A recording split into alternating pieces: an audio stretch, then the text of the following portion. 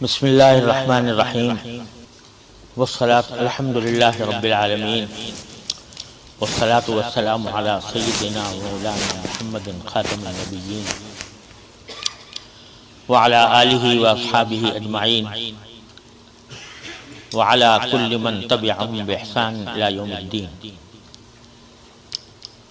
اما بعد، حضرات علماء کرام، طلباء اور طالبات اور معزز حاضرین، السلام علیکم ورحمۃ اللہ تعالی وبرکاتہ. یہ اللہ تبارک و تعالی کا فضل و کرم ہے کہ آج ہم مدینہ اکیڈمی کے زیر اہتمام جو طالبات کا مدرسہ قائم ہے، اور الحمدللہ وہ طالبات کو درس نظامی کی تعلیم اور عالم کورس کی تعلیم کا انتظام سنبھالے ہوئے ہیں. اس میں مدت دراز سے مولانا فاروق پانڈور صاحب کی یہ خواہش تھی اور ان کی محبت کا تقاضا تھا کہ میں اس مبارک مدرسے میں حاضر ہوں، اور اس کے لیے انہوں نے مجھے اس بات کی تاکید فرمائی کہ صحیح بخاری کا افتتاح کرنے کی اللہ تبارک و تعالی مجھے سعادت عطا فرمائے. چنانچہ ان کے تعمیل حکم میں آج اللہ تعالیٰ کے نام پر صحیح بخاری کا آغاز کرنا ہے. اس سے پہلے میں یہ مختصر بات عرض کرنا چاہتا ہوں کہ جس کتاب کو ہم شروع کرنے جا رہے ہیں، اس کی عجیب و غریب داستان ہے، اور اللہ تبارک و تعالی نے اس کو قبولیت کا ایک ایسا معیار عطا فرمایا ہے جو قرآن کریم کے بعد شاید کسی بھی کتاب کو حاصل نہ ہو. حضرت امام بخاری رحمۃ اللہ علیہ اپنے بچپن ہی سے حدیث سے شغف رکھتے تھے، اور اپنے بخارا کے رہنے والے جو آج کل ازبکستان میں ہیں، وہیں پر ان کا مزار بھی ہے، سمرقند کے قریب. میں خود بھی حاضر ہوا ہوں ان کے مزار پر. وہ بخارا کے اندر رہنے والے تھے، اور بخارا ہی کے مشائخ سے ابتدا میں انہوں نے تعلیم حاصل کی. پھر اس کے بعد بلاد عربیہ میں جو مشائخ حدیث موجود تھے، ان میں سے ایک ایک کے پاس جا کر انہوں نے علم حدیث حاصل کیا، اس کی اسانید محفوظ کی، اور اللہ تبارک و تعالی نے ان کو یہ توفیق عطا فرمائی کہ ایک ان کے استاذ تھے حضرت اسحاق ابن راہویہ رحمۃ اللہ علیہ، جن کی اپنی بھی مسند اسحاق ابن راہویہ چھپ گئی ہے حال میں، کچھ حصہ اس کا چھپ گیا. اسحاق ابن راہویہ خود ایک بہت بڑے محدث تھے اور فقہ کے بھی امام تھے. ایک مرتبہ ان کے درس میں انہوں نے یہ خواہش ظاہر کی کہ میرا دل چاہتا ہے کہ کوئی ایسی کتاب مرتب کی جائے کہ جس میں صرف صحیح احادیث ہوں، اور صحیح احادیث بھی مرفوع احادیث، یعنی خود رسول کریم صلی اللہ علیہ وسلم کی احادیث کے اقوال و افعال پر مشتمل احادیث. یہ خواہش ظاہر کی کیونکہ اس سے پہلے جو حدیث کی کتابیں وجود میں آئی تھی وہ ایسی تھی جن میں مرفوع احادیث بھی تھیں، رسول کریم صلی اللہ علیہ وسلم کے ارشادات اور آپ کے عملی احادیث بھی تھیں، اور اس کے ساتھ صحابہ اور تابعین کے آثار بھی تھیں. اور صحت کا بھی پورا اہتمام نہیں تھا، بلکہ ہر طرح کی حدیثیں اس میں آ جاتی تھیں، صحیح بھی، حسن بھی، ضعیف بھی، ہر طرح کی۔ تو اسحاق بن راہویہ رحمۃ اللہ علیہ نے یہ خواہش ظاہر کی کہ کوئی ایسی کتاب مرتب کی جائے جو صرف صحیح احادیث پر مشتمل ہو اور احادیث مرفوعہ یعنی نبی کریم صلی اللہ علیہ وسلم کے ارشادات اور عمل پر مشتمل ہو۔ امام بخاری کے دل میں یہ جذبہ پیدا ہوا، پھر ان کو خواب میں زیارت ہوئی حضور نبی کریم سرور دو عالم صلی اللہ علیہ وسلم، اور اس زیارت میں نبی کریم سرور دو عالم صلی اللہ علیہ وسلم کی زیارت ہوئی کہ ایسا دیکھا کہ جیسے کہ آپ سرکار دو عالم صلی اللہ علیہ وسلم کے چہرہ مبارک پر پنکھا جھل رہے ہیں، پنکھا جھل رہے ہیں، کوئی مکھی قریب آئے قریب نہ آنے پائے۔ اس کی تعبیر خود انہوں نے یہ لی کہ انشاءاللہ مجھے اللہ تعالیٰ کی طرف سے توفیق ہوگی کہ میں احادیث میں سے وہ حدیثیں چھانٹ کر رکھوں کہ جو صحیح ہوں، اور نبی کریم صلی اللہ علیہ وسلم کی طرف اگر کسی بات کی غلط نسبت کی گئی ہے تو میں اس کو واضح کر دوں اور صحیح احادیث کا مجموعہ تیار کیا۔ تو اس طرح اللہ تبارک و تعالیٰ نے ان کو یہ صحیح بخاری تالیف کرنے کی سعادت عطا فرمائی، اور یہ سعادت اس طرح عطا فرمائی کہ انہوں نے ہر حدیث، جو بھی حدیث کا ایک بہت بڑا ذخیرہ ان کے پاس موجود تھا۔ بعض لوگوں نے کہا کہ 7 لاکھ مرویات ان کے پاس موجود تھی، اس میں متعدد طرق بھی شامل ہیں، لیکن ان میں سے وہ انتخاب کرتے تھے اپنے اس ذوق کے تحت کہ جس کے اندر پوری سند ان سے لے کر نبی کریم صلی اللہ علیہ وسلم تک جتنی سند ہیں اس کے تمام راوی مکمل طور پر ثقہ ہوں، باعتماد ہوں، اور ان میں سے ایک ایک کا جائزہ لے کر دیکھتے تھے کہ آیا اس راوی نے جو دوسرے راوی سے حدیث روایت کی ہے تو وہ ممکن بھی اس کا سماع ہوا ہے یا نہیں، یعنی باقاعدہ سنا ہے اس نے یا نہیں سنا، اس کی پوری تحقیق کرتے تھے۔ پھر ان احادیث کو جتنی چھلنیاں ہیں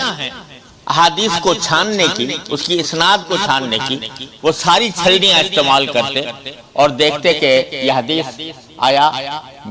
شرائط پر صحیح اترتی ہے یا نہیں۔ اس کو اس طرح جمع کرنے کے بعد جب اپنی ساری چھلنیاں استعمال کر لی اور سارے طریقے استعمال کر کے اندازہ ہوا کہ یہ حدیث صحیح ہے، تو صرف اس پر اکتفا نہیں کرتے تھے بلکہ حدیث پر غسل فرماتے، 2 رکعتیں پڑھتے اور 2 رکعتیں پڑھ کر استخارہ کرتے، اللہ تبارک و تعالیٰ کی بارگاہ میں استخارہ کرتے،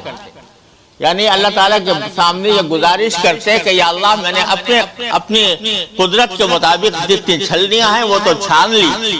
اور اس کو دیکھ کر میں یہ سمجھ رہا ہوں کہ یہ حدیث صحیح ہوگی، لیکن حقیقت کا علم تو آپ ہی کو ہے، لہذا استخارہ فرماتے اور استخارہ کرنے کے بعد اور پھر وہ حدیث لکھتے ہیں۔ اب آپ اندازہ کیجئے کہ کتنی حدیثیں صحیح بخاری کے اندر موجود ہیں، اس کی تعداد میں بھی علماء نے مختلف تعدادیں بیان کی ہیں، کسی نے 7000، کسی نے 9000۔ اگر فرض کرو 7000 احادیث بھی لی جائیں تو اس کا مطلب یہ ہوا کہ صحیح بخاری اس طرح تالیف کیے کہ 7000 ہر حدیث پر 2 رکعتیں پڑھی تو 14000 رکعتیں پڑھی، اور 14000 رکعتیں پڑھ کر پھر استخارہ کیا، اس کے بعد لکھی۔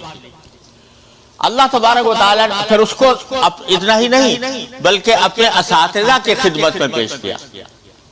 جو اس وقت کے مشہور اساتذہ تھے، جو حدیث کے مشائخ تھے، ابو زرعہ تھے، یحییٰ ابن معین تھے اور دوسرے حضرات تھے، ان کی خدمت میں پیش کیا، اور اسحاق بن راہویہ تھے، ان کی خدمت میں پیش کیا۔ انہوں نے جب کہہ دیا کہ ہاں اب تمہاری کتاب یہ اس معیار پر اترتی ہے، تب انہوں نے اس کتاب کا درس شروع کیا اور بے شمار شاگردوں کو پڑھایا، اس کتاب کو پڑھا۔ اس زمانے میں پریس تو ہوتے نہیں تھے، مجلسیں ہوا کرتی تھیں، اور مجلسوں کے اندر وہ حدیث کا درس ہوتا تھا، اور ان مجلسوں کے اندر لوگ جو ہیں وہ جو حدیث شیخ بتا رہا ہے اپنی سند کے ساتھ وہ لوگ لکھتے تھے اور اس کے نسخے تیار ہو گئے. اس طرح صحیح بخاری کے نسخے تیار ہوئے. اور یہ بھی اللہ تعالیٰ نے ایک عجیب کرشمہ دکھایا کہ قرآن کریم نازل ہوا عرب میں، عربی زبان میں. نبی کریم صلی اللہ علیہ وسلم مبعوث ہوئے عربی زبان میں بلسان عربی مبین، اور جزیرہ عرب ہی سے دین کا آغاز ہوا. اور وہیں پر حضور اقدس صلی اللہ علیہ وسلم کے صحابہ کرام تشریف فرما تھے. صحابہ سے حاصل کرنے والے تابعین بھی بہت بڑی تعداد جزیرہ عرب کی تھی. لیکن ان سارے جزیرہ عرب کے ماہرین اور محدثین اور فقہا اور ائمہ جو عرب کے رہنے والے تھے، اور آپ کو پتہ ہے کہ عرب کے لوگوں کو یہ فخر ہے اور بجا طور پر فخر ہے کہ اسلام کا آغاز ان سے ہوا. قرآن ان پر نازل ہوا، ان کی زبان میں ہوا. رسول کریم صلی اللہ علیہ وسلم نے احادیث ان کی زبان میں بیان فرمائی. تو آج بھی یہ صورتحال ہے کہ عربوں کو یہ فخر ہے اور بجا طور پر ہے، اور اس کی وجہ سے بعض اوقات وہ حد سے گزرتے ہوئے غیر عرب کو گھاس نہیں ڈالتے. کسی غیر عرب کو کی بات کو تسلیم آسانی سے کرنے کے لیے تیار نہیں ہوتے. وہ سمجھتے ہیں کہ یہ ہمارا دین ہے، ہماری زبان میں آیا ہے، تو ہم جتنا اس کو سمجھ سکتے ہیں اتنا کوئی دوسرا نہیں سمجھ سکتا. تو آسانی سے کسی غیر عرب کی بات کو مان لینا یا کسی غیر عرب کی بات کو اونچا کرنا یہ عام طور سے نہیں ہوتا. ہم نے بھی اس کا تجربہ کیا ہے. تو ان کو بسا اوقات غیر عرب کی بات پر اتنا بھروسہ نہیں ہوتا جتنا عرب کی بات پر ہوتا ہے. لیکن یہ بخارا کا رہنے والا عجمی جس کو عربی بھی ان کی کوئی اعلیٰ درجے کی عربی نہیں تھی، اور یہ محدثین نے فرمایا ہے کہ صحیح بخاری کا کمزور ترین حصہ وہ ہے جس میں انہوں نے عربی الفاظ کی تشریح کی ہے. کتاب التفسیر کے اندر بہت زیادہ الفاظ کی تشریح کی ہے، وہ الفاظ کی تشریح میں کمزور ہے، اور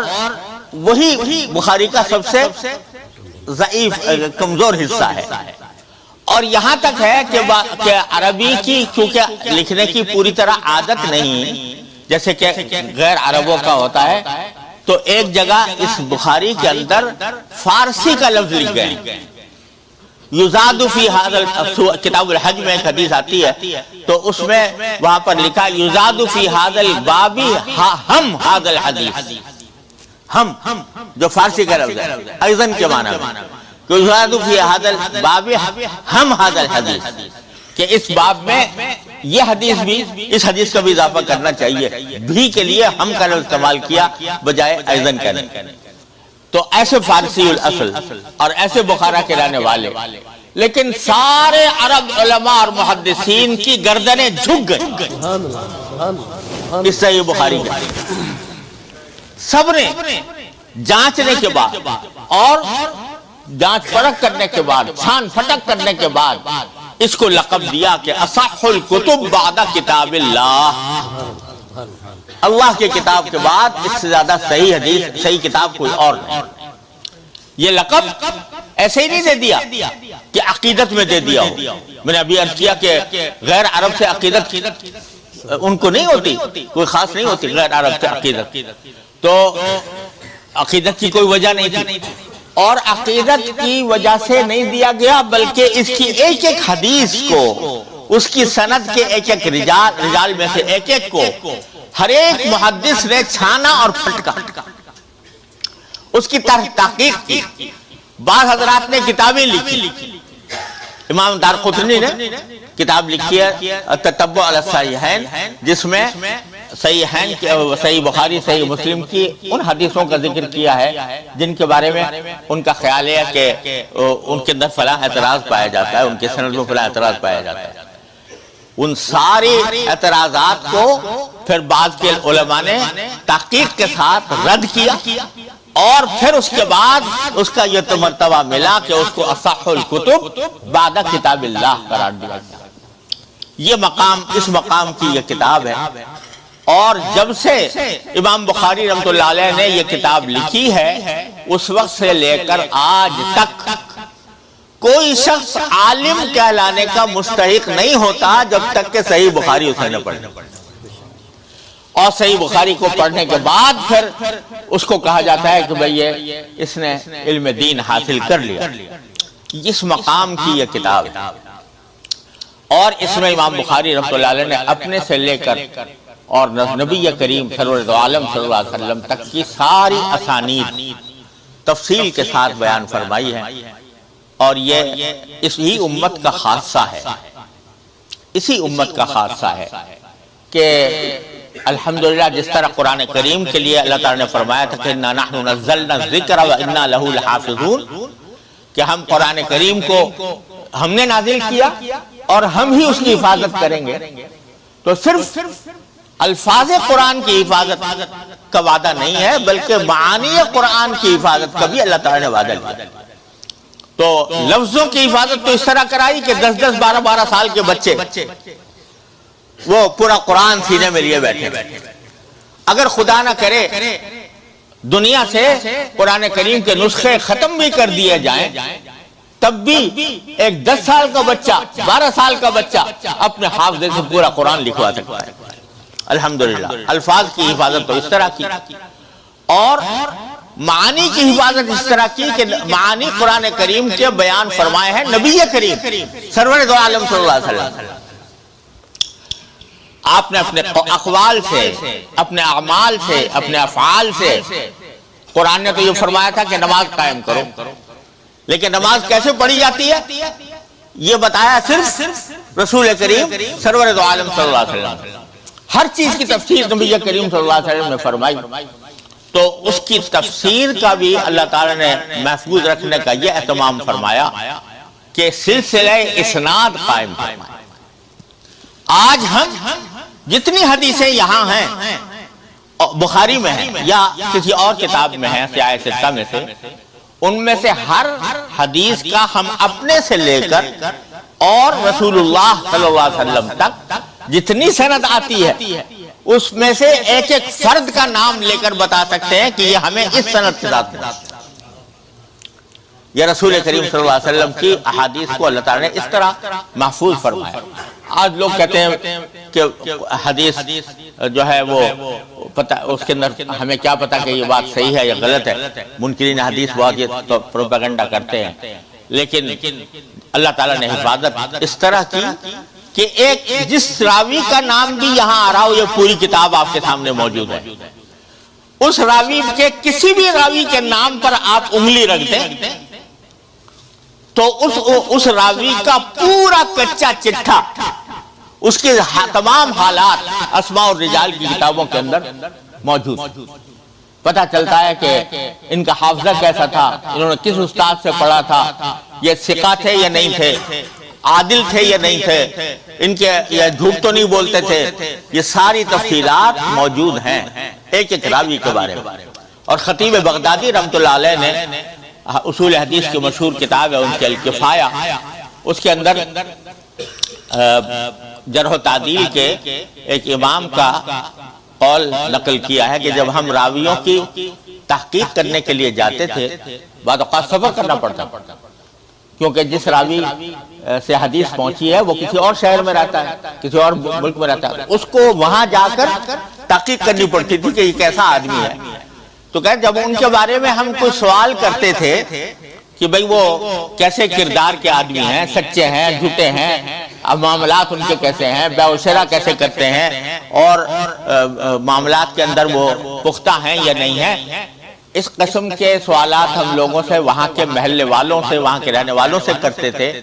تو محلے والے بعض اوقات یہ پوچھتے تھے تو کیا آپ کے پاس ان کا کوئی رشتہ آیا،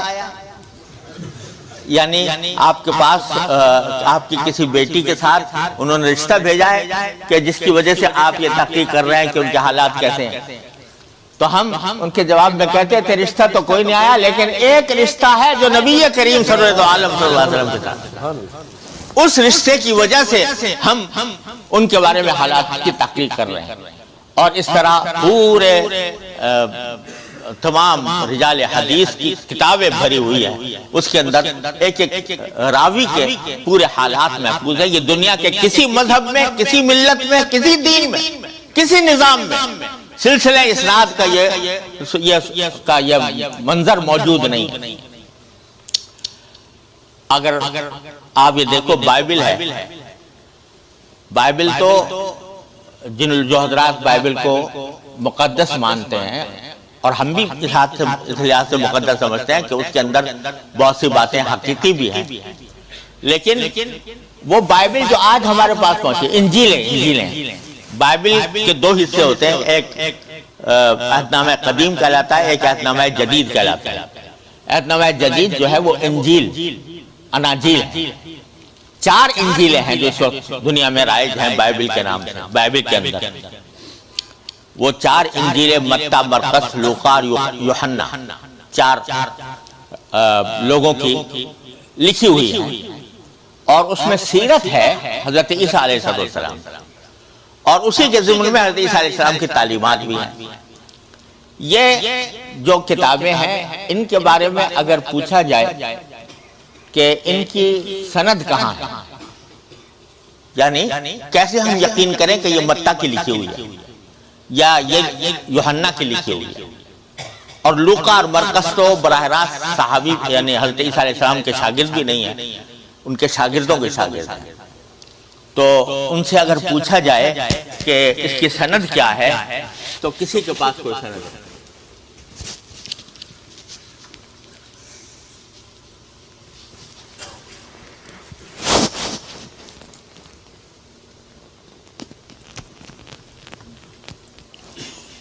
کسی کے پاس انجیلوں کی کوئی سند موجود نہیں کہ کیسے ہم یقین کریں کہ یہ وہی انجیلیں ہیں۔ اور عیسائیت پر 300 سال ایسے گزرے ہیں، حضرت مسیح علیہ السلام کے آسمان پر اٹھائے جانے کے بعد 300 سال ایسے گزرے ہیں کہ جن میں ان کے اوپر مظالم بھی توڑے گئے، اور لوگوں نے اپنی طرف سے بہت ساری انجیلیں لکھ دیں، یعنی حضرت موسیٰ حضرت عیسیٰ علیہ السلام کی سیرتیں بہت سارے لوگوں نے لکھ دیں، یہاں تک کہ ان کی تعداد 100 تک پہنچ گئی۔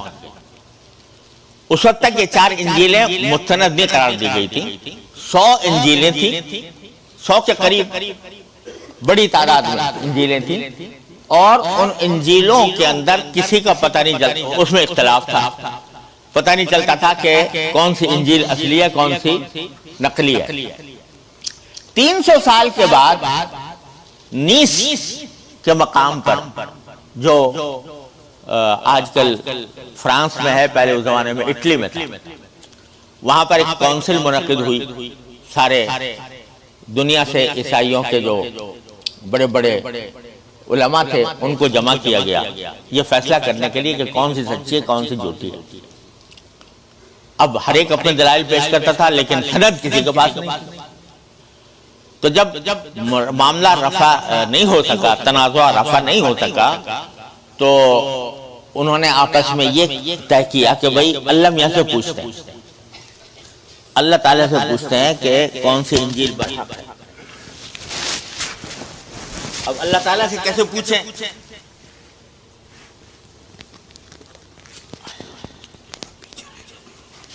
بس ٹھیک ہے، اللہ تعالیٰ سے کیسے پوچھیں؟ تو ایک شخص نے تجویز پیش کی کہ ایسا کرو کہ جتنی ساری انجیلیں ہیں، پتہ نہیں 100 تھیں یا 100 سے کم تھیں، جتنی بھی انجیلیں ہیں ان کو ایک میز کے اوپر رکھ دو اور دروازہ بند کر کے تالا لگا دو، اور تالا لگانے کے بعد برابر کے کمرے میں جتنے بڑے بڑے علماء ہیں اور بزرگ ہیں عیسائی دنیا کے، وہ سب سجدے میں پڑ جائیں اور اللہ تعالیٰ سے کہیں یا اللہ جو جھوٹی ہو وہ گر جائے، جو جھوٹی ہو وہ گر جائے، جو جھوٹی ہو وہ گر جائے، یعنی جو ہم نے میز پر انجیلیں رکھی ہیں ان میں سے جو جھوٹی ہو وہ نیچے گر جائے اور جو سچی ہو وہ اوپر رہ جائے. یہ دعا مانگتے رہو. لوگوں نے کہا چلو بھائی ایسے ہی کرتے ہیں. کمرے کو تالا لگا دیا گیا, ساری انجیلیں میز پر رکھ دی گئی. رات میں برابر میں لوگ جو ہیں وہ دعائیں کرتے ہیں, یا اللہ جو جھوٹی ہو گر جائے, جو جھوٹی ہو گر جائے, جو جھوٹی ہو گر جائے. صبح کو اٹھ کر دیکھا تو باقی ساری گری ہوئی تھی, 4 انجیلیں میز کے اوپر موجود تھیں. یہ متی, مرقس, لوقا اور یوحنا, یہ 4 انجیلیں. کبھی فیصلہ ہو گیا, اللہ تعالیٰ نے فیصلہ کیا. اب جس مورخ نے یہ واقعہ لکھا ہے اپنی کتاب میں, وہ کہتا ہے کہ یہ فیصلہ تو ہو گیا کہ 4 انجیلیں برحق ہیں, لیکن یہ بات کسی نے نہیں دیکھی کہ اس رات میں اس کمرے کی چابی کس کے پاس. اس بات کی تحقیق نہیں کی کہ اس رات میں کمرے کی چابی کس کے پاس تھی جسے تالا لگا ہے. تو نتیجہ یہ کہ یہ ہے اصل اس کو جس کو آسمانی کتاب قرار دیا جائے. اللہ تبارک و تعالیٰ نے یہ امتیاز اس امت محمدیہ علیہ صاحب الصلاۃ والسلام کو بخشا کہ یہ سلسلہ اسناد قائم ہوا. امام مالک فرماتے ہیں لولا الاسناد لقال من شاء ما شاء. اسناد نہ ہوتی جو کہنے والا جو چاہتا وہ کہہ دیتا اور حضور اقدس صلی اللہ علیہ وسلم کی طرف اس کو منسوب کر دیتا. اس طرح اللہ تبارک و تعالیٰ نے یہ حدیث ہم تک پہنچائی ہے. اللہ تعالیٰ کے فضل و کرم سے ہم پورے اعتماد کے ساتھ یہ کہہ سکتے ہیں کہ یہ احادیث ہیں, ان میں ہم فیصلہ کر سکتے ہیں کہ کون سی صحیح الاسناد ہے, کون سی ضعیف الاسناد ہے. اللہ تبارک و تعالیٰ نے یہ مقام صرف اس امت محمدی علیہ صاحب السلام کو عطا فرمایا. اور ہمارے ہاں ہمارے بزرگوں نے دیوبند حضرت شاہ ولی اللہ صاحب رحمۃ اللہ علیہ کے وقت سے لے کر ان کے شاگردوں تک یہ طریقہ جاری فرمایا جو اسلاف سے چلا کہ ہم ہر حدیث کسی استاد کے ساتھ سامنے بیٹھ کر پڑھتے ہیں. اب دنیا میں یہ طریقہ تقریباً ختم ہو رہا ہے. دنیا سے میری مراد بر صغیر سے باہر, یعنی آپ بلاد عربیہ میں چلے جائیے, یونیورسٹیوں کے اندر اگر حدیث پڑھائی جائے گی تو کوئی حدیث کی کتاب مکمل نہیں پڑھائی جاتی. خلاصے ہیں, منتخبات ہیں, وہ پڑھا دیے جاتے ہیں, لیکن از اول تا آخر حدیث پڑھانے کا سلسلہ یہ صرف الحمدللہ بر صغیر میں ہے اور اسلاف سے چلا آتا ہے. اس کی وجہ یہ ہے کہ اللہ تبارک و تعالی نے قرآن و حدیث کو ایک ایسی چیز بنایا ہے کہ یہ صرف مطالعے سے حاصل نہیں ہوتا. جب استاذ کے سامنے بیٹھ کر اس کے سامنے دانو تلمس طے کر کے کوئی شخص قرآن اور حدیث پڑھتا ہے تو اس کے اندر جو نور ہوتا ہے, اس کی جو برکات ہوتی ہیں, ان برکات کا حصول محض خلاصے پڑھ کر, منتخبات پڑھ کر حاصل نہیں ہوتی. اللہ تعالیٰ نے ایک خاص رشتہ جوڑا ہے. اب جب ہم کسی استاد کے سامنے بیٹھ کر حدیث پڑھتے ہیں تو ہم اس حدثنا میں داخل ہو جاتے ہیں. وہ حدثنا کہ ہمیں فلاں نے یہ حدیث سنائی, اس کے سلسلے میں داخل ہو جاتے ہیں, اور وہ سلسلہ جا کر منتہی ہوتا ہے وہ سلسلہ ذہب جناب نبی کریم سرور دو عالم صلی اللہ علیہ وسلم. تو ہم اس سلسلے کے ساتھ اپنی وابستگی اختیار کریں. یہ چیز کہ استاد کے سامنے بیٹھ کر پڑھا جائے اور مطالعے کے ساتھ نہ پڑھا جائے, یہ اس امت میں خاص طور پر اللہ تبارک و تعالیٰ نے اس کے اندر ایک تاثیر رکھی ہے کہ استاد سے پڑھے, چاہے صرف عبارت ہی پڑھے لیکن استاد سے پڑھے. یہ اس میں جو خاصیت اللہ تبارک و تعالیٰ نے رکھی ہے وہ یہ کہ علم کا دینے والا تو وہی ہے, معطی حقیقی اللہ جل جلالہ, لیکن اس نے سنت یہ جاری فرمائی ہے کہ اپنے دین کا علم کسی واسطے سے عطا فرمائے. اس کی سنت کیا ہے اللہ تبارک و تعالیٰ, دینے والے تو وہ ہے نا, لیکن وہ دیتے ہیں کسی واسطے کے ذریعے, چاہے وہ واسطہ شجرہ طور ہی کیوں نہ ہو. چاہے شجر طوری کا واسطہ کیوں نہ ہو، لیکن کسی واسطے سے عطا فرماتے ہیں۔ تو نبی کریم سرورت عالم صلی اللہ علیہ وسلم کو اس لیے بھیجا کہ یعلمہم الکتاب والحکمہ، کتاب و حکمت کی تعلیم دینے کے لیے۔ تو آپ کو واسطہ بنایا اپنے علوم الہی کو لوگوں تک پہنچانے کے لیے۔ پھر صحابہ کرام نے آپ کے سامنے نظام تلمذ طے کر کے اس علم کو نبی کریم صلی اللہ علیہ وسلم سے حاصل کیا۔ پھر ان کے شاگردوں نے اس طرح یہ علم ہم تک پہنچا۔ اللہ تعالیٰ نے اس میں ایک برکت، اور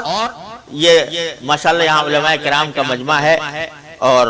اکثر حضرات وہ ہیں جو پڑھاتے بھی ہوں گے۔ آپ دیکھتے ہوں گے کہ اللہ تبارک و تعالیٰ نے طالب علم کی طلب کے اندر ایک خاصیت برتی کہ اس طالب علم کی طلب کی برکت سے استاذ کے اوپر علوم وارد ہوتے ہیں۔ جتنی طلب شدید ہوگی اتنا ہی استاذ کے قلب پر اور اس کے ذہن پر علوم کا ورود ہوگا اللہ تبارک و تعالیٰ کی طرف سے۔ جیسے جتنا بچہ روئے گا اتنی ماں کی چھاتیوں میں دودھ آئے گا۔ اللہ تبارک و تعالیٰ نے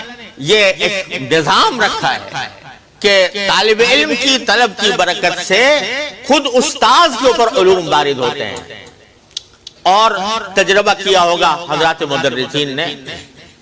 میرا تو بارہا کا تجربہ ہے کہ رات کو کسی کتاب کا مطالعہ کیا، اس کو اچھی طریقے سے سمجھا، حواشی پڑھے، شروع پڑھے، اور علوم جو کچھ اس میں بیان کیے گئے تھے وہ سمجھے۔ درس میں جب پہنچے تو اچانک ایک ایسی بات ذہن میں آتی ہے جو پہلے مطالعے میں نہیں آئی تھی، اور کسی طالب علم کی برکت سے اللہ تبارک و تعالی وہ بات دل میں ڈال دیتا۔ تو اس لیے یہ سلسلہ ہے، سلسلہ نسب کا سلسلہ ہوتا ہے، اس طرح یہ سند کا سلسلہ، روحانی نسب کا سلسلہ یہ سند کے ساتھ ہے۔ اس لیے ہم باقاعدہ اہتمام کر کے اول سے لے کر آخر تک پڑھا۔ بعض اوقات لوگ اگر دیکھیں ہمارے طریقے کو تو شاید ہمیں دیوانہ سمجھے، کیونکہ بخاری کی حدیثوں میں آپ نے دیکھا ہوگا کہ معنی کے لحاظ سے مقرر حدیثیں بے انتہا ہیں، سند کے اعتبار سے تو مقرر معدود چند ہیں، لیکن معنی کے لحاظ سے بے انتہا مقرر ہے۔ وہی حدیث اس کتاب میں آ رہی ہے، وہی حدیث اس کتاب میں آ رہی ہے۔ اب بھائی وہ حدیث ایک مرتبہ پڑھ لی، اس کا معنی سمجھ لیا، لیکن بار بار پڑھے جا رہے ہیں، خاص طور سے آخر سال میں جا کر جب ہم حدیث کی روایتوں کی تلاوت کرتے ہیں تو آخر سال میں جا کر بس تلاوت ہو رہی ہے، استاد کچھ بول بھی نہیں، کیونکہ ساری حدیثیں گزر چکی ہیں، ان کے اوپر کلام گزر چکا ہے، لیکن پھر بھی پڑھتے ہیں۔ کیوں پڑھتے ہیں؟ اس لیے پڑھتے ہیں تاکہ ہمارا سلسلہ جو ہے وہ اس سلسلہ تو ذہب کے ساتھ جا کر جڑ جائے جس کی انتہا رسول کریم صلی اللہ علیہ وسلم پر۔ یہ بتاتے خود ایک عظیم نعمت ہے۔ میرے شیخ حضرت عارفی قدس اللہ تعالیٰ سرہ، اللہ تعالیٰ ان کے درجات بلند فرمائے، وہ ایک بڑی پیاری مثال دیا کرتے تھے۔ وہ کہتے تھے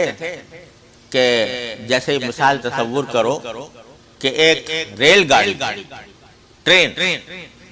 وہ کراچی سے لاہور جا رہی ہے اور اس میں صدر مملکت سفر کر رہا ہے، سربراہ حکومت، بہت اعلیٰ درجے کی نئی شفاف صاف ستھری، اس کے ساتھ کچن لگا ہوا ہے، اس میں شاندار کھانے پک رہے ہیں اور خوشبوئیں اٹھ رہی ہیں، وہ لاہور جانے کے لیے تیار ہے۔ جب جانے لگی تو اسٹیشن ماسٹر نے اس گاڑی کے ساتھ ایک پرانا سا ڈبہ، جو گھسا پٹا ڈبہ تھا، کام نہیں کرتا تھا، اس کو ساتھ لگا دیا تاکہ یہ بھی لاہور جا کے وہاں پر یارڈ بنا ہوا ہے جس میں مرمت ہوتی ہے انجنوں کی، تو اور گاڑیوں کی مرمت کے لیے وہ بھی ساتھ لگا دیا۔ اب وہ جب گاڑی چلی تو اگلے والے ڈبے تو بڑے سموتھ انداز میں چل رہے ہیں، اور یہ جو پرانا ڈبہ لگایا تھا یہ ہر وقت چوں چوں چوں چوں بولتا ہے، اور کبھی کھٹ پٹ کی آواز آتی ہے، کبھی چوں چوں کی آواز آتی ہے، اور وہ پرانا اپنے پرانے پن کا وہ اظہار کرتا ہے اپنے ہر ادا میں، تو کوئی اس پر ہنستا ہے کہ تو کہاں لگ گیا اس کے ساتھ، پرانا ڈبہ خستہ حالت میں تو اس بادشاہ کی ٹرین میں کہاں سے لگ گیا؟ تو وہ جواب دیتا ہے کہ ٹھیک ہے میں خستہ ہوں، میں پرانا ہوں، میرے حالات خراب ہیں، میرے رنگ اڑا ہوا ہے، ساری چیزیں، لیکن میرا کنڈا اس بڑی گاڑی کے ساتھ لگا ہوا ہے، جس وقت یہ گاڑی لاہور پہنچے گی میں بھی اس وقت لاہور پہنچوں گا۔ تو الحضرت فرماتے تھے کہ بزرگان دین کے ساتھ، اللہ کے بندوں کے ساتھ رشتہ جڑ جانا یا تو سند کے ذریعے رشتہ جڑ جانا، یا ان کے روحانی سلسلے کے اندر شامل ہو جانا، یہ دو کام ایسے ہیں کہ جس کے ذریعے چاہے انسان کتنا ہی خستہ حال ہو لیکن اللہ تبارک و تعالیٰ کی رحمت کی برکت سے وہاں پہنچ جا دیتا ہے، اور وہاں پہنچ جاتا ہے تو مرمت بھی ہو جاتی ہے، ٹھیک بھی ہو جاتا ہے۔ تو اللہ والوں کے ساتھ تعلق قائم رکھنا اور اہل علم کے ساتھ اور اہل علم کے سلسلہ سند کے ساتھ وابستہ ہو جانا، یہ ایسا ہی ہے جیسے پرانے درانے ڈبے کی کنڈا لگا دیا گیا ہو بڑی شاندار گاڑی کے ساتھ۔ تو اللہ تبارک و تعالیٰ اس کی مرمت بھی فرماتا ہے، اور یہ بات محض حضرت کیا ایک قیاس ہی نہیں ہے، حدیث سے مستفاد۔ وہ حدیث مشہور ہے، ہر آدمی جانتا ہے کہ رسول کریم صلی اللہ علیہ وسلم سے کسی نے پوچھا کہ یا رسول اللہ قیامت کب آئے گی؟ تو آپ نے فرمایا کہ ما اعددت لها، پوچھ تو رہے ہو قیامت کے بارے میں لیکن تیاری کیا کی ہے قیامت کی؟ تو انہوں نے عرض کیا کہ یا رسول اللہ میں نے کچھ زیادہ روزے نماز تو کیے نہیں ہیں، نفلی روزے زیادہ نہیں رکھے، فرائض پر اکتفا کیا ہوگا، لیکن احب اللہ و رسول، اللہ اس کے رسول سے محبت رکھتا ہوں۔ تو آپ نے یہ جملہ ارشاد فرمایا کہ المرء مع من احب، انسان اس کے ساتھ ہوگا جس سے اس نے محبت کی ہے۔ تو صحابہ کرام فرماتے ہیں کہ جس دن آپ نے یہ بات فرمائی تھی ہمارے لیے عید کا دن بن گیا، ہماری اتنی خوشی کبھی نہیں ہوئی تھی جتنی یہ بات سن کر ہوئی، کیونکہ الحمدللہ ہم جیسے کیسے بھی ہوں لیکن رسول کریم صلی اللہ علیہ وسلم کی محبت اللہ تعالیٰ نے ہمیں عطا فرمائی۔ تو بھائیو، اس لیے میں طلبہ اور طالبات جو شروع کر رہے ہیں میں ان کو یہ ذرا سا احساس دلانا چاہتا ہوں کہ جو کام شروع کرنے جا رہے ہیں یہ معمولی بات نہیں، یہ ایک عظیم سلسلۃ الذہب کے ساتھ اپنا دامن جوڑنے کا کام ہے، اس کی قدر پہچانے۔ اسی لیے میں اپنے ساتھیوں سے ہر سال دور حدیث کے ساتھیوں سے کہا کرتا ہوں کہ کوشش یہ کرو کہ کوئی حدیث استاد کے بغیر نہ گزرے، اور الحمدللہ ہمارے ہاں تقریباً 450 طالب علم ہوتے ہیں دور حدیث میں، 450 ہوتے ہیں، وہ بھی بہت چھان پھٹک کر لیے جاتے ہیں، لیکن ان میں ایک بہت بڑی تعداد تقریباً جن کی کم از کم 60-70 طلبہ کم از کم ایسے ہوتے ہیں کہ ان کی سارے دور حدیث کی کتابوں میں سے کسی ایک کتاب میں بھی تاخیر نہیں، غیر حاضری نہیں، تاخیر نہیں، ان کو خاص اہتمام کیا ہے، وہ صاحب ترتیب کہلاتے ہیں ہمارے ہاں، ہماری اس طرح میں کہ صاحب ترتیب ہے۔ تو اول سے لے کر اگر کسی کی کوئی حدیث اتفاق سے چھوٹ جاتی ہے وہ بعد میں ہمارے پیچھے لگا رہتا ہے کہ یہ حدیث چھوٹ گئی تھی، یہ آپ ہمیں پڑھا دیں، ہمارے سامنے ہم آپ کے سامنے پڑھ لیتے ہیں، تو وہ کرتے ہیں۔ کیوں؟ اس لیے کہ ہر حدیث کے اندر اپنا دامن اس سلسلۃ الذہب کے ساتھ جوڑنا، ہر حدیث کے اندر جوڑنا، اس وجہ سے یہ اس کا اہتمام کیا۔ حضرت شیخ الحدیث مولانا محمد زکریا صاحب رحمۃ اللہ علیہ فرماتے تھے، ان کی تقریر میں بھی چھپا ہوا ہے کہ میں جب کسی استاد کے ساتھ کے سامنے حدیث پڑھ رہا ہوتا تھا تو اب ہوتا ہی تھا کہ دور حدیث میں تو صبح سے لے کے شام تک اسباق ہوتے ہیں اور درس چلتا رہتا ہے، تو اس میں بعض اوقات وضو کی ضرورت پیش آ جاتی ہے کہ وضو تازہ کرنا۔ تو میں نے اپنے ایک ساتھی سے یہ معاہدہ کر رکھا تھا کہ اگر مجھے کہیں وضو کی ضرورت پیش آئی تو میں تمہیں اشارہ کر دوں گا، تم استاد سے کوئی سوال کر لینا۔ استاد سے کوئی ایسا سوال کر لینا کہ جس کے جواب میں ان کو 5-10 منٹ لگ جائے، تو تم سوال کر لینا، اتنی دیر میں وضو کر کے آ جاؤں گا، تاکہ حدیث کوئی نکلے نہیں۔ اور وہ بھی ایسے ہی کرتا تھا کہ جب اس کو وضو کی حاجت پیش آتی تھی تو وہ مجھے اشارہ کر دیتا تھا، تو میں استاد کو کوئی سوال کر لیتا تھا استاد سے کہ حضرت فلاں بات ہے، اس کا کیا جواب ہوگا وغیرہ، تاکہ وہ وضو کر کے آ جائے۔ کچھ دنوں میں استاد نے پہچان لی کہ انہوں نے آپس میں یہ معاہدہ کر رکھا ہے۔ تو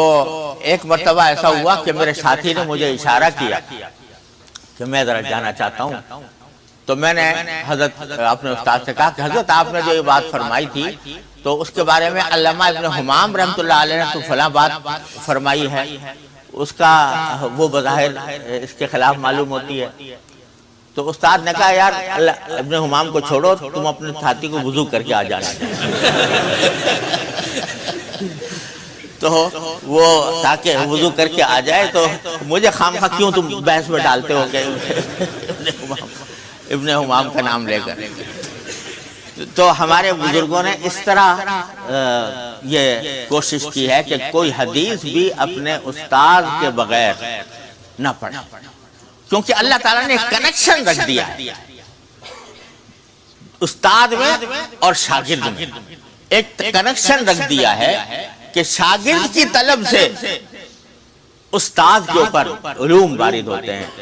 اس کے ذریعے اس کے سامنے جو بات پڑھی جاتی ہے اس میں جو نور ہوتا ہے، اس میں جو برکت ہوتی ہے، وہ تنہا مطالعہ کرنے سے۔ تقریریں چھپی ہوئی ہیں آج کل ساری کتابوں کی، بخاری کی، مسلم کی، ترمذی کی تقریر چھپی ہوئی ہیں۔ بعض طالب یہ سوچتے ہیں کہ ارے جب امتحان کا وقت آئے گا وہ تقریر پڑھ لیں گے اور اس کے ذریعے جواب دے دیں گے، لیکن یاد رکھو کہ کبھی اس سے وہ نور حاصل نہیں ہو سکتا حدیث کا، کہ جو حدیث کے علم کے اندر اللہ تبارک و تعالی نے ودیعت فرمائی ہے۔ تو میں اپنے ساتھیوں سے، طالب علم ہوں یا طالبات ہوں، یہ درخواست کرتا ہوں کہ اس کا اہتمام کرنے کی کوشش کریں کہ ہر حدیث اپنے استاد سے پڑھیں۔ اللہ اکبر کبیرہ۔ جب یہ طلب کی چنگاری ہوتی ہے تو پھر اللہ تبارک و تعالیٰ استاد کے اوپر علوم وارد فرماتے ہیں۔ ایک واقعہ اور یاد آ گیا اسی سلسلے میں، حضرت حاجی امداد اللہ صاحب مہاجر مکی رحمۃ اللہ علیہ، جانتے ہیں نا ہم سب کے، در حقیقت اگر دیکھا جائے تو جو ہمارے قطب الاقطاب تھے، ان سے ایک شاگرد نے کہا، ان کے ایک مرید نے کہا کہ حضرت ہم نے جو کچھ بھی حاصل کیا وہ تو آپ سے حاصل کیا، ہم نے جو کچھ بھی حاصل کیا وہ آپ سے حاصل کیا۔ تو حضرت نے جواب میں فرمایا کہ بھئی تمہیں تو ایسا ہی سمجھنا چاہیے کہ جو کچھ حاصل کیا مجھ سے حاصل کیا، لیکن حقیقت یہ ہے کہ اگر تمہارے اندر طلب نہ ہوتی تو میری ہدایت یا میری طرف سے کوئی بات کہنا تمہارے لیے کارآمد نہ ہوتا۔ اب نبی کریم صلی اللہ علیہ وسلم کہتے مبارک میں ابو جہل بھی تھا، ابو لہب بھی تھا، لیکن طلب نہیں تھی، لہذا سرکار دو عالم صلی اللہ علیہ وسلم کے انوار سے وہ مستفید نہ ہو سکتا۔ تو طلب جب تک نہ ہو اس وقت تک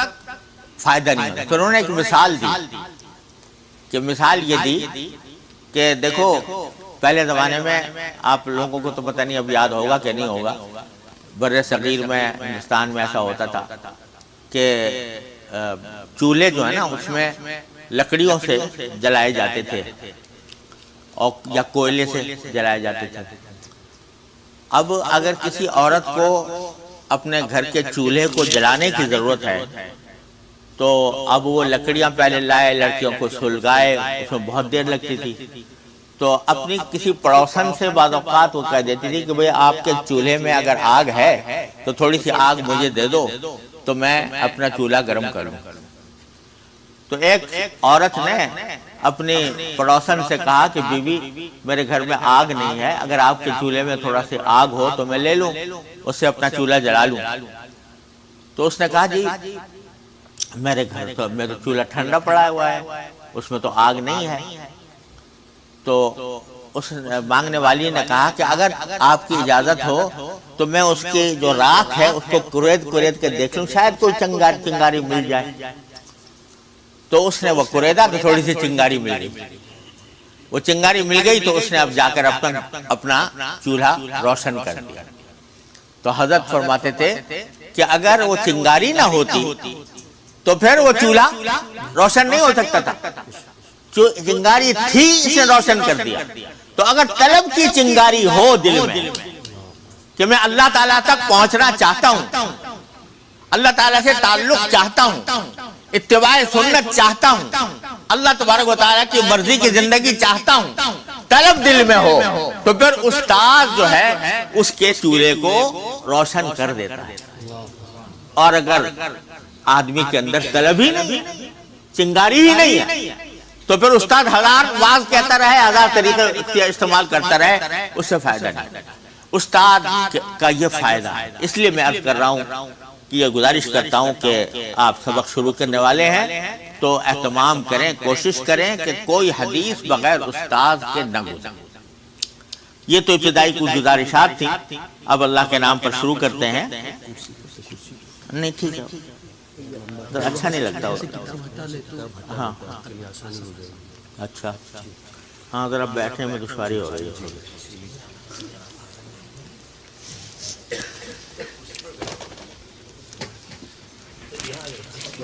کتابیں ہٹا لیں مگر تاکہ کتابیں نیچے نہ ہو، کتاب ہٹا لیں تو میرے پاس کتاب رہے۔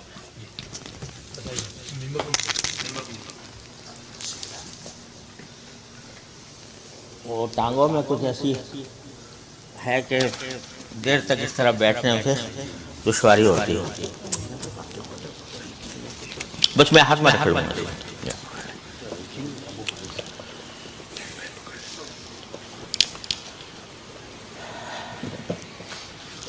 اب میں بسم اللہ کر کے شروع کرتا ہوں۔ بسم اللہ الرحمن الرحیم۔ رب یسر ولا تعسر۔ تمام طلباء اور طالبات یہ پڑھ لیں، رب یسر ولا تعسر وتمم بالخیر، رب یسر ولا تعسر وتمم بالخیر، رب یسر ولا تعسر وتمم بالخیر۔ یا فتاح یا فتاح یا فتاح افتح لنا بالخیر۔ اب میں عبارت پڑھتا ہوں۔ دو طریقے ہوتے ہیں حدیث کو حاصل کرنے کے اور پڑھنے کے۔ ایک یہ کہ استاد پڑھے اور شاگرد سنے، جس کو قرات کہا جاتا ہے یا تحدیث کہا جاتا ہے۔ اور ایک طریقہ یہ ہے کہ طالب علم پڑھے اور استاد سنے اور اس کی تصدیق کرتے ہیں۔ تو ہم پہلا طریقہ استعمال کرتے ہیں۔ بسم اللہ الرحمن الرحیم۔ باب کیف کان بدء الوحی الی رسول اللہ صلی اللہ علیہ وسلم وقول اللہ عز وجل انا اوحینا الیک کما اوحینا الی نوح والنبیین من بعدہ، وبالسند المتصل ملنا الى الامام الحافظ الحجہ امیر المؤمنین فی الحدیث ابی عبداللہ محمد بن اسماعیل بن المغیرۃ بن بردزبہ الجعفی البخاری رحمہ اللہ تعالی قال حدثنا الحمیدی قال حدثنا سفیان قال حدثنا یحیی بن سعید الانصاری قال اخبرنی محمد بن ابراہیم التیمی انه سمع عبداللہ بن وقاص اللیثی یقول سمعت عمر بن الخطاب رضی اللہ تعالی عنہ على المنبر يقول سمعت رسول اللہ صلی اللہ علیہ وسلم يقول انما الاعمال بالنیات وانما لامرئ ما نوى فمن كانت هجرته الى دنیا يصيبها او الى امرأة ينكحها فهجرته الى ما هاجر الیہ۔ یہ پہلا باب ہے بخاری کا اور پہلی حدیث ہے جو امام بخاری نے اس میں روایت کی ہے۔ امام بخاری کے مدارک عجیب و غریب ہیں۔ جن لوگوں نے حدیث کی کتابیں لکھی ہیں ان میں سے بیشتر نے تو یعنی بہت سے لوگوں نے تو کتاب الایمان سے شروع کیا ہے، بہت سو نے کتاب الطہارہ سے شروع کیا ہے، اس خیال سے کہ سب سے پہلے اسلام لانے کے بعد جو فریضہ عائد ہوتا ہے وہ طہارت کا ہوتا ہے۔ بعض نے اتباع سنت سے کیا ہے، ابن ماجہ نے اعتصام بالکتاب و سنت سے کیا ہے، لیکن امام بخاری نے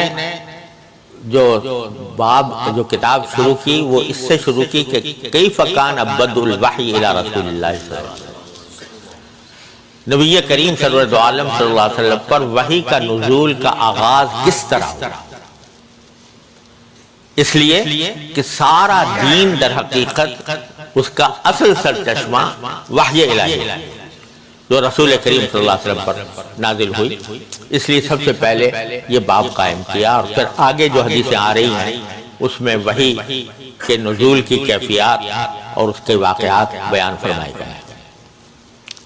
لیکن حدیث جو لے کر آئے ہیں اس کے تحت یہ وہ حدیث ہے جو اکثر لوگوں کو یاد ہوتی ہے، اس کا پہلا حصہ کم از کم عام مسلمانوں کو بھی یاد ہوتا ہے، انما الاعمال بالنیات، کہ تمام اعمال کا دار و مدار نیتوں پر ہے، اور یہ فرمایا کہ انما لامرئ ما نوی، ہر انسان کو وہی ملے گا جس کی اس نے نیت کی۔ اس میں امام بخاری نے اس کو یہاں پر کیوں ذکر کیا، اس باب کے تحت ایک مستقل بحث ہے، جب آپ باقاعدہ پڑھیں گے تو انشاءاللہ وہ سامنے آئے گی۔ لیکن صحیح بات یہ ہے کہ اللہ تعالیٰ نے امام بخاری رحمۃ اللہ علیہ کو جہاں محدث بنایا تھا وہاں مربی بھی بنایا، پڑھنے والے کی تربیت، اور وہ یہ کہ آگے جو کچھ پڑھنے جا رہے ہو پہلے اس بات کا اندازہ کر لو کہ تمہاری نیتیں درست ہیں یا نہیں، پڑھنے والی کی بھی اور پڑھانے والی کی۔ اس لیے کہ رسول کریم صلی اللہ علیہ وسلم نے فرمایا کہ اعمال کا دار و مدار نیت، اگر تم پڑھ رہے ہو یا پڑھا رہے ہو اللہ تبارک و تعالیٰ کی رضا حاصل کرنے کی خاطر، تو بے شک انشاءاللہ تمہارے لیے بڑے اجر و ثواب کا بھی وعدہ ہے اور بہت بڑی سعادت بھی۔ لیکن اگر اس لیے پڑھ رہے ہو کہ میری شہرت ہو جائے، مجھے لوگ دنیا مجھے عالم کہے، دنیا میری عزت کرے، یا میرا جاہ بن جائے والعیاذ باللہ، تو پھر پڑھنے کا کوئی فائدہ نہیں، اس لیے کہ نیت ہی خراب ہے، ریاکاری کی نیت ہے، حب جاہ کی نیت ہے، حب شہرت کی نیت ہے۔ تو در حقیقت ہمیں آپ کو امام بخاری رحمۃ اللہ علیہ اس طرف متوجہ فرمانا چاہتے ہیں۔ اب اس کے بارے میں جو علمی بحثیں ہیں وہ تو آپ کو انشاءاللہ آگے آئیں گی، لیکن میں دو پہلوؤں پر اس کے تھوڑی سی تشریح پیش کرنا چاہتا ہوں۔ اللہ تعالیٰ اپنی رضا کے مطابق عرض کرنے کی توفیق عطا فرمائے۔ وہ یہ کہ انما الاعمال بالنیات والا جملہ بہت لوگوں کو یاد ہوتا ہے، اور بعض اوقات اس جملے کو لوگ اپنی غلطیوں کو پردہ ڈالنے کے لیے استعمال کرتے ہیں۔ انما الاعمال بالنیات، غلط کام کر رہے ہیں، ناجائز کام کر رہے ہیں، اور اس ناجائز کام کے اوپر جب کبھی متنبہ کیا جائے کہ یہ کام درست نہیں ہے تو فوراً جھٹ سے یہ کہتے ہیں کہ ہماری نیت ٹھیک ہے، انما الاعمال بالنیات۔ اور یہ جملہ بکثرت سننے میں آتا ہے لوگوں سے کہ بھئی چاہے ہم جیسے بھی کیسے ہوں مگر ہمارا دل ٹھیک ہے، دل ٹھیک ہے، نیت درست ہے۔ کوئی آدمی غلط نماز غلط طریقے سے پڑھ رہا ہے، جو طریقہ ہے شریعت کا اس کے مطابق نہیں پڑھ رہا، غلط پڑھ رہا ہے، اس کو بتایا جائے کہ بھئی اس طرح تمہاری نماز نہیں ہوئی، یہ تم جو کر رہے ہو، تو انہوں نے کہا انما الاعمال بالنیات۔ ارے سب اللہ میاں سب قبول کرتے ہیں انما الاعمال بالنیات۔ تو یہ اس جملے کا غلط استعمال ہمارے معاشرے کے اندر بہت پایا جاتا ہے۔ میرے والد ماجد حضرت مولانا مفتی احمد شفیع صاحب رحمۃ اللہ علیہ ایک مرتبہ حج پر تشریف لے گئے، تو مینا کے اندر مقیم تھے، تو وہاں ایک مشہور سیاسی رہنما جو دینی رہنما بھی سمجھے جاتے تھے، کہے جاتے تھے، دینی بھی تھے، سیاسی بھی تھے، وہ ملنے کے لیے آئے حضرت والد صاحب۔ تو جیسے ایک دوسرے سے پوچھ لیتے ہیں، حضرت والد صاحب نے پوچھا ان سے کہ کیا آپ رمی کر کے آ گئے؟ کیونکہ انہیں رمی کرنا بڑا مشکل کام ہوتا تھا، جمرات کی یعنی وہ تو بہت ساری منزلیں بن گئی ہیں نا، تو اب وہاں چھوٹی سی گلی ہوتی تھی، اسی میں جا کے رمی کی جاتی تھی۔ ایسے پوچھ لیا کہ آپ نے رمی کر لی؟ انہوں نے کہا نہیں، میں نے رمی نہیں کی، میں نے اپنا کسی کو وکیل بنا دیا تھا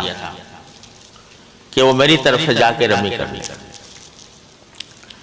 تو حضرت والد صاحب نے فرمایا کہ یہ تو جائز نہیں ہے، جب تک کہ آدمی خود چل پھر کر سکتا ہو اس وقت تک اس کو رمی کرنا تو جائز نہیں ہوتا، کسی کو وکیل بنا دینا۔ یہ اس وقت ہوتا ہے جب کہ آدمی چلنے کے لائق نہ ہو۔ تو آپ تو ماشاءاللہ ٹھیک ٹھاک ہے، چلنا ہے۔ کہا کہ نہیں، انما الاعمال بالنیات، تو انما الاعمال بالنیات، اللہ تعالیٰ نے اعمال کا دار و مدار نیت پہ رکھا ہے، تو یہ خام خواہ بہت زیادہ تفصیل میں جانے کی ضرورت نہیں، نیت میں لکھی۔ تو حضرت والد صاحب نے بے ساختہ فرمایا پھر تو آپ کو وکیل بھیجنے کی ضرورت نہیں تھی، یہیں سے نیت کر لیتے کہ وہی میں نے رمی کر لی۔ تو اب یہ جملہ بہت غلط استعمال کیا جاتا ہے اپنے ناجائز یا غلط کام کو صحیح ثابت کرنے کے لیے۔ ہمارا دل ٹھیک ہے، ہماری نیتیں درست ہیں، تو خوب سمجھ لیجئے کہ کوئی ناجائز کام اچھی نیت سے اگر کیا جائے تو وہ ناجائز کام جائز نہیں ہوتا۔ کوئی آدمی چوری اس غرض سے کرے کہ جو پیسے ملیں گے میں لوگوں میں صدقہ کروں گا، تو نیت تو بڑی اچھی ہے، لیکن چونکہ غلط کام کر رہا ہے تو اچھی نیت کو اس کے لیے اس غلط کام کو اچھا نہیں بنا دیتی۔ یہ غلط فہمی بہت زیادہ کثرت سے پھیلی ہوئی ہے۔ غلط کام کو انما الاعمال بالنیات کی بنا پر صحیح قرار دینا، اس کو جسٹیفائی کرنا کہ میں نے یہ کام درست کیا، دھیان نہ دینا کسی کو۔ تو یہ ایک بات تو یہ مستحضر رکھنی چاہیے کہ یہ کسی غلط کام کو صحیح کرنے کے لیے نیت کا کوئی اثر نہیں ہوتا۔ البتہ اللہ تبارک و تعالیٰ نے یہ نیت ایسی چیز رکھی ہے کہ اس کی بدولت اللہ تبارک و تعالیٰ نے ایسا رکھا ہے کہ آدمی مٹی کو سونا بنا سکتا ہے۔ کیا معنی؟ کہ اس کے معنی یہ ہے کہ آپ جو کوئی مباح کام جو اصل میں عبادت نہیں تھا، مباح تھا، جائز تھا، لیکن عبادت نہیں تھا، اس کو اگر آپ اچھی نیت سے انجام دیں گے تو اللہ تعالیٰ اس مباح کام کو بھی عبادت بنا دے گا۔ جیسے کوئی شخص مثلا کھانا کھا رہا ہے، اب کھانا کھانا کوئی عبادت تھوڑی ہے، یہ تو اپنے پیٹ کی حاجت ہے، لیکن اگر کھانا آدمی اس نیت سے کھائے کہ اللہ تبارک و تعالیٰ نے میرے نفس کا مجھ پر حق رکھا ہے، ان لنفسک علیک حقا، اور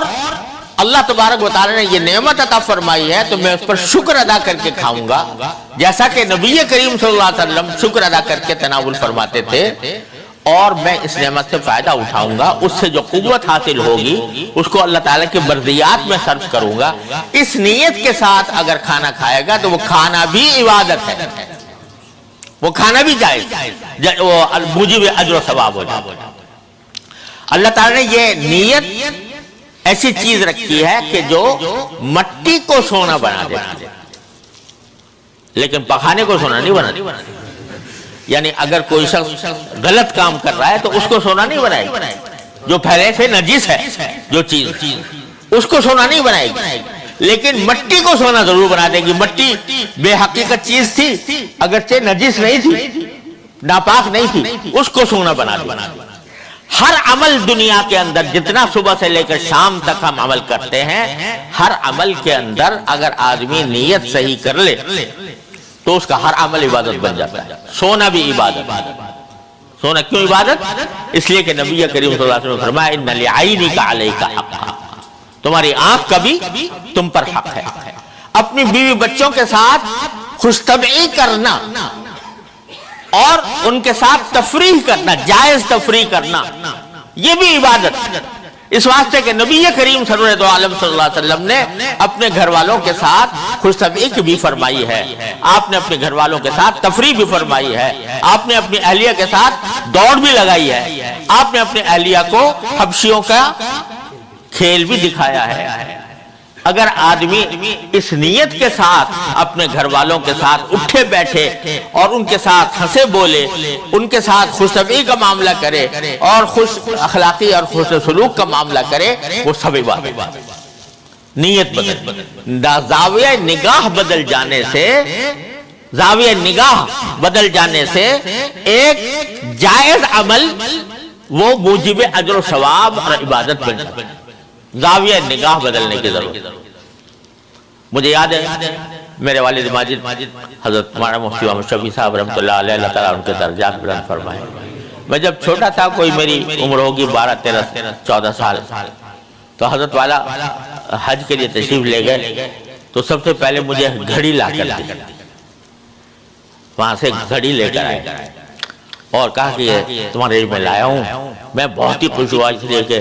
اس سے پہلے گھڑی نہیں پہنتا تھا، گھڑی مل گئی۔ تو کہا مگر میں تمہیں اس لیے لایا ہوں کہ اس کو اس نیت کے ساتھ پہنو کہ اس کے ذریعے نمازوں کے اوقات صحیح معلوم ہو۔ اس نیت سے پہنو گے یہ گھڑی کہ نمازوں کے اوقات صحیح معلوم ہوں گے، تو یہ گھڑی پہننا بھی تمہارے لیے عبادت بن جائے گا۔ یہ اب گھڑی دیتے وقت یہ تربیت دے دی فوراً، اور ساتھ میں نیت کی بہتری کا ایک سبق دے دیا کہ یہ کام کرو تو اس غرض سے کرو، اس نیت سے کرو۔ ویسے بھی پہنے، آج بھی پہن رہا ہے ایسے غفلت کے عالم میں، جائز تو ہے، کوئی ناجائز تو نہیں ہے گھڑی پہننا، لیکن جب نیت یہ کر لی کہ میں گھڑی کے ذریعے اپنے اوقات نماز کا ایسا احتساب کروں گا کہ فلاں وقت میں مجھے نماز کو پہنچنا ہے، تو دیکھتا رہوں گا کہ بھئی کتنے منٹ باقی ہیں، اتنی دیر میں مجھے پہنچوں گا نماز کے اندر، تو یہ عبادت بن۔ میرے بڑے بھائی تھے مرحوم محمد ذکی کیفی صاحب رحمۃ اللہ علیہ، جن کے بہت نعتیں بھی اور بہت زیادہ مشہور ہیں، شاعر بھی تھے۔ وہ حضرت تھانوی رحمۃ اللہ علیہ کے پاس جاتے تھے، بہت بچے تھے، تو جب انہوں نے سب سے پہلے خط لکھنا سیکھا تو حضرت والد صاحب نے فرمایا کہ پہلا خط تم حضرت حکیم الامت مولانا تھانوی رحمۃ اللہ علیہ کو لکھو۔ تو پہلا خط انہوں نے حضرت مولانا تھانوی رحمۃ اللہ علیہ کے نام لکھا اور لکھ کر بھیجا۔ اب ظاہر ہے بچے کی تحریر ہے تو کچھ میں ٹیڑھا میڑھا ہوگا، تو حضرت نے جب خط دیکھا تو اس کے جواب میں لکھا کہ تمہارا خط ملا اور بہت خوشی ہوئی کہ الحمدللہ تم نے لکھنا سیکھ لیا، تو اللہ تعالیٰ تمہیں اور ترقی دے، لیکن اس خط کو اب زیادہ بہتر بنانے کی کوشش کرو، زیادہ اچھا خط، خوش خط لکھنے کی کوشش کرو، اور نیت یہ کرو کہ اس سے پڑھنے والے کو تکلیف نہ ہو، آرام ملے، پڑھنے والے کو تکلیف نہ ہو، آرام ملے۔ اور دیکھو میں تمہیں ابھی سے صوفی بنا رہا ہوں، یہ جملہ بھی لکھا، میں تمہیں ابھی سے صوفی بنا رہا ہوں۔ یعنی اب صوفی کا لوگ سمجھیں، صوفی کو پتہ نہیں کیا سمجھتے ہیں کہ صوفی کا جو لفظ ہے وہ سمجھتے ہیں کہ جتنا آدمی بے ڈنگا ہو اتنا ہی بڑا صوفی ہے، تو اب خوشخطی سے کیا تعلق صوفی ہونے کا؟ لیکن حضرت والا فرما رہے ہیں کہ میں تمہیں ابھی سے صوفی بنا رہا ہوں۔ کیا معنی؟ کہ جب بندے کا ہر کام اللہ تبارک و تعالیٰ کے رضا کی خاطر ہو جائے، اس کی نیت درست ہو جائے، وہ ہے سب سے بڑا صوفی۔ وہ نہیں ہے جو ہوا میں اڑتا ہو یا پانی میں تیرتا ہو یا جو کرامتیں دکھاتا ہو، صوفی وہ نہیں ہے۔ صوفی وہ ہے جو اتباع سنت کرتا، صوفی وہ ہے جو اپنے ہر کام میں اللہ تبارک و تعالیٰ کی رضا کو پیش نظر رکھتا ہو، یہ کام جو میں کرنے جا رہا ہوں یہ اللہ کو راضی کرے گا یا ناراض کرے گا۔ نیت کی درستگی یہ سب سے ایک کتنا بڑا اللہ تعالیٰ نے ہمیں ایک ایسی چیز عطا فرمائی ہے کہ اس سے ہم اپنی پوری زندگی کو عبادت بنا سکتے ہیں۔ تو ایک یہ ہے مطلب انما الاعمال بالنیات، اور دوسرا یہ مطلب ہے کہ جو نیک عمل ہیں، جو عبادات ہیں، بذات خود عبادات ہیں، وہ اگر خدا نہ کرے غلط نیت سے کیے جائیں، ریاکاری کے لیے کیے جائیں، حب شہرت کے لیے کیے جائیں، اپنی تعظیم کرنے کے لیے کیے جائیں، تو اللہ بچائے وہ کوئی پرے کاہ کی برابر قیمت نہیں رکھتے۔ آدمی حدیث پڑھ رہا ہے، پڑھا رہا ہے، لیکن دل میں نیت یہ نہیں ہے کہ میں اللہ تعالیٰ کو راضی کروں، دل میں یہ ہے کہ میں بڑا عالم بن جاؤں، لوگ میری تعظیم کریں، لوگ میری تکریم کریں، لوگ میرا نام لیں، مجھے القاب و آداب سے یاد کریں۔ تو اللہ بچائے عبادت ہے مگر بیکار ہے۔ حدیث میں آپ نے پڑھا ہوگا کہ اللہ بچائے سب سے پہلے جس شخص کو سے جہنم دہکائی جائے گی وہ ایک عالم ایک عالم ہوگا، اور اس سے کہا جائے گا کہ تم کیا کیا؟ تو جی میں ساری زندگی میں نے پڑھنے پڑھانے میں گزاری اور دین کا علم خود بھی حاصل کیا، دوسروں کو بھی دیا، تقریر بھی کی، واعظ بھی کہے۔ اللہ تو اللہ تعالیٰ فرمائیں گے کہ وہ تو تم نے اس لیے کیا تھا تاکہ تمہیں دنیا عالم کہے،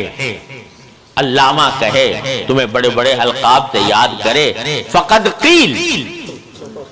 تو دنیا میں کہہ دیا گیا تمہیں، اب یہاں کیا لینے آئے؟ اللہ بچائے نیت خراب ہو جائے تو اچھے سے اچھا عمل، خوبصورت سے خوبصورت عمل، بظاہر عبادات والا عمل، وہ بیکار ہو کر رہ جاتا ہے۔ اس لیے اخلاص کی تعلیم دے رہے ہیں امام بخاری رحمۃ اللہ علیہ بالکل شروع میں، کہ ابھی شروع نہیں کیا تم نے، اب آگے پڑھو گے تو ہر حدیث کو پڑھنے کے وقت یہ طبیعت دل میں اخلاص پیدا کرو کہ اللہ تبارک و تعالیٰ کے لیے میں پڑھ رہا ہوں، اس کو راضی کرنے کے لیے پڑھ رہا ہوں، اس کا دین سیکھنے کے لیے پڑھ رہا ہوں، تاکہ میں اللہ تبارک و تعالیٰ کے احکام کے مطابق زندگی گزاروں اور دوسروں تک بھی اس کا پیغام پہنچاؤں۔ یہ نیت ہونی چاہیے۔ اس کے لیے امام بخاری رحمۃ اللہ علیہ نے یہ حدیث ذکر کی ہے، اور اس کا دوسرا جملہ یہ ہے کہ من کانت ہجرتہ الی دنیا یصیبھا او الی امرأۃ ینکحھا فہجرتہ الی ما ہاجر الیہ۔ ہجرت کرنا یعنی کسی ایسے ملک سے جہاں انسان اپنے دین پر عمل نہ کر سکتا ہو، وہاں سے کسی ایسی جگہ جانا کہ جہاں دین پر صحیح عمل کر سکتا ہو، یہ ہجرت کہلاتا ہے۔ اور جب رسول کریم صلی اللہ علیہ وسلم ابتدا میں مبعوث ہوئے مکہ مکرمہ میں، وہاں پر مسلمانوں کے لیے اپنے دین پر عمل کرنا مشکل ہو گیا تھا، تو اس وقت بہت سخت مصائب سے دوچار تھے مسلمان۔ اس وقت ہجرت کرنا فرض کر دیا گیا تھا، اور کہ وہ ہجرت کریں اور مدینہ منورہ پہنچیں۔ تو ہجرت کا فریضہ بھی تھا اور بڑا ثواب بھی تھا۔ من یہاجر فی سبیل اللہ یجد فی الارض مراغما کثیرا وسعا، تو اللہ تبارک و تعالیٰ نے اس کو بڑے اجر و ثواب کا عمل قرار دیا تھا۔ لیکن حضور اقدس صلی اللہ علیہ وسلم نے فرمایا کہ اگر کوئی شخص ہجرت کر رہا ہے دنیا کے لیے، یعنی مکہ مکرمہ میں میری مثلا کاروبار ٹھیک نہیں چلتا، مدینے میں چلے گا، اس لیے میں مدینہ جاتا ہوں، تو اگرچہ گناہ نہیں ہے اس کام کے لیے کرنا، لیکن ہجرت کا ثواب نہیں ملے گا، کیونکہ اللہ اور اس کے رسول کے لیے ہجرت نہیں ہوئی، اپنی دنیا حاصل کرنے کے لیے۔ اب امرأۃ ینکحھا، یا اس لیے ہجرت کرتا ہے کہ کسی عورت سے نکاح کرنا ہے اور وہ اس شہر میں رہتی ہے، تو نکاح کرنے کے لیے جا رہا ہے کوئی آدمی، تو ہجرت الی ما ہاجر الیہ، اس ہجرت پر کوئی ثواب نہیں۔ اور اس میں روایات میں آتا ہے کہ ایک صاحب تھے جن کے بارے میں کہا جاتا تھا کہ انہوں نے ان کی پیغام دیا تھا ایک خاتون کو، ام قیس کو، وہ مدینہ منورہ میں رہتی تھی، انہوں نے کہا کہ مدینہ آؤ گے تو پھر میں نکاح کر سکتی ہوں، تو وہ ہجرت کر کے مدینہ منورہ چلے گئے تھے، تو ان کو مہاجر ام قیس کہا جاتا ہے۔ یہ مہاجر ہے ام قیس کی وجہ سے، اگرچہ گناہ نہیں تھا لیکن ہجرت کا ثواب نہیں ملا۔ اب یہاں دیکھو اس سے ایک اور سبق مل رہا ہے کہ اگر کسی شخص نے کوئی نامناسب کام کیا، جس جو کو ہم شرعی اعتبار سے نامناسب سمجھتے ہیں، تو اس کو مجمع میں ذلیل کرنا یہ طریقہ نہیں۔ مجمع میں ذلیل کر کے کہ تم نے یہ غلط کام کیا، لوگوں کے سامنے اس کی تذلیل کرنا، یہ دین کا تقاضا نہیں۔ اگر خیر خواہی مقصود ہے تو تنہائی میں بٹھا کر اس کو سمجھا دو، اور اگر بالفرض اس کے غلط کام سے لوگوں کو بچانا مقصود ہے تو اس کا نام لیے بغیر یہ کہہ دو۔ یہاں آپ نے نام نہیں لیا ان کا کہ کون تھا یہ، لیکن ایک مسئلہ بتا دیا، ایک عام مسئلہ بتا دیا تاکہ کسی آدمی کی تذلیل نہ ہو، لوگوں کے سامنے اس کی بے عزتی نہ ہو۔ تو یہ بھی سبق ساتھ ساتھ نبی کریم صلی اللہ علیہ وسلم، چنانچہ حدیث میں آتا ہے کہ جب کچھ لوگوں کے غلط کام کا آپ کو پتہ چلتا تھا تو آپ ان کا نام لے کر نہیں فرمایا کرتے تھے، بلکہ فرماتے تھے ما بال اقوام یفعلون کذا، کچھ ایسے لوگ ہیں جو ایسا کرتے ہیں، تو نام لیے بغیر ان کا اس کے اوپر نکیر فرماتے تھے۔ یہ سبق بھی دے دیا گیا۔ بہرحال سب سے اہم بات یہ ہے کہ اللہ تبارک و تعالیٰ اپنے فضل و کرم سے ہمیں اس کی حقیقت سمجھنے کی توفیق عطا فرمائے کہ نیت کتنی عظیم چیز ہے۔ ہر کام میں، ہر چیز میں، ہر نقل و حرکت میں اللہ تبارک و تعالیٰ کی راضی کرنے کی نیت ہو، اتباع سنت کی نیت ہو، تو اللہ تبارک و تعالیٰ انشاءاللہ ہمارے لیے دنیا و آخرت کی بہتری اور صلاح و فلاح پیدا فرمائیں گے۔ وآخر دعوانا الحمدللہ رب العالمین۔ اور جن طلباء اور طالبات کا یہ بخاری کا درس شروع ہوا ہے، اللہ تبارک و تعالیٰ ان کو علم نافع اور عمل صالح کی توفیق عطا فرمائے، اور حدیث پڑھنے کے آداب کے ساتھ پڑھنے کی توفیق عطا فرمائے۔